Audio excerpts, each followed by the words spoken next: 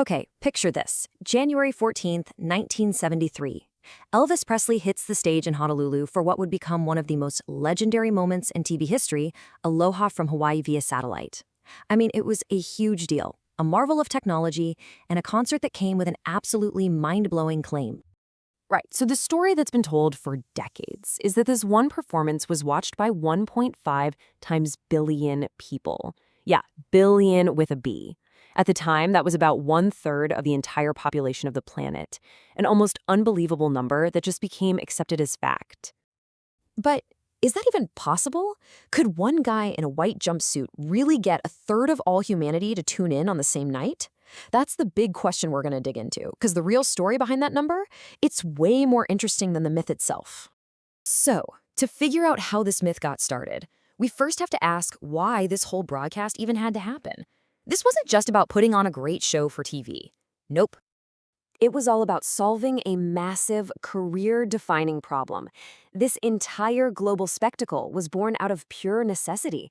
It was Colonel Parker's wild, brilliant solution to a question that Elvis's international fans had been asking for years.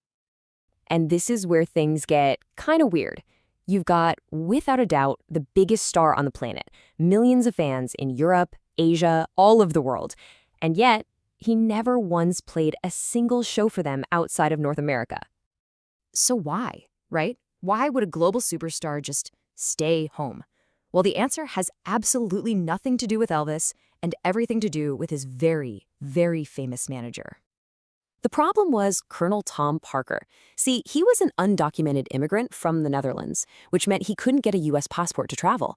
And since the colonel refused to let Elvis tour internationally without him, he came up with this crazy idea.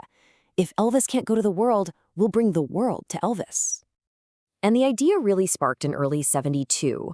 Parker's watching President Nixon's historic visit to China, which was being broadcast live via satellite, a total light bulb moment. He realizes this technology is the key. It's the ultimate workaround. So by September, the concert is announced. And just like that, a career roadblock becomes this massive, unprecedented publicity stunt. But, having the technology was only half the battle. If you're going to present Elvis to the whole world in one night, he has to look and sound like the absolute, undisputed king. The prep for the show was intense, all about crafting this perfect image for a global audience. To get ready for his global close-up, Elvis went into overdrive. He lost over 25 pounds in just a month through a pretty brutal regimen of diet and karate. But here's the tragic part. The image of peak health the world saw was built on this extreme, unsustainable crash diet that really just hid the health problems bubbling under the surface. It was a perfect but very fragile facade. And then, of course, there was the suit. This wasn't just some outfit. It was a statement. The American Eagle jumpsuit was designed specifically to symbolize America for this big international broadcast. It was this patriotic masterpiece covered in thousands of gems that became maybe one of the most iconic outfits in music history. Okay, so Elvis looks the part, the stage is set. Now let's get back to that massive number. It's time to untangle the reality of the broadcast from Colonel Parker's brilliant, but let's be honest, kinda deceptive promo machine. And this is really where the whole myth starts to fall apart. The promotion sold it as this simultaneous global event. The reality? Not so much. It was broadcast live, yeah, but mainly in Asia and Oceania. Europe got it on a delay, so that word worldwide was doing some very heavy lifting.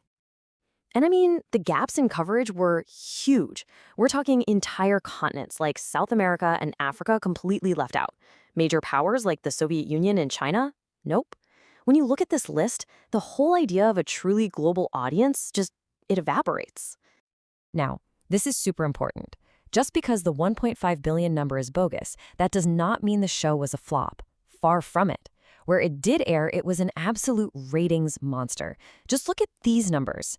In the Philippines, it grabbed an insane 91.8% of the market share. It was a monumental success, just not on the scale the Colonel was selling. So let's just look at that mythical number one last time. For 50 years, this has been the legend, right? The fact you see in books and documentaries, the idea that a third of the world just stopped what they were doing to watch Elvis. But it's simply not true. So what's the real number?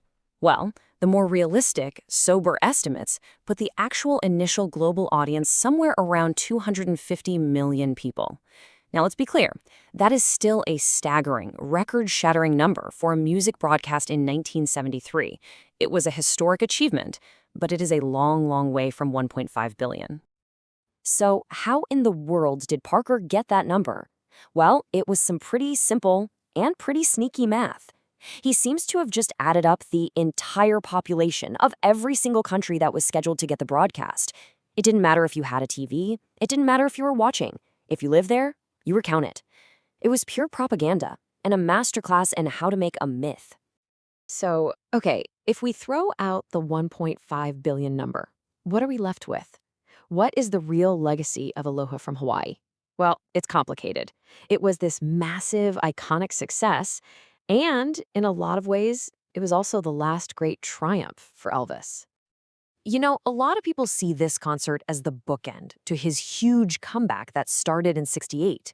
It was really the last time the world would see Elvis Presley looking so healthy, in total command of his voice and his image on a global stage. The years that followed, well, they were a much sadder story. And this quote really just nails it. The special is a perfect monument to the two sides of Elvis, his unbelievable, unparalleled greatness, and his deep, deep fragility.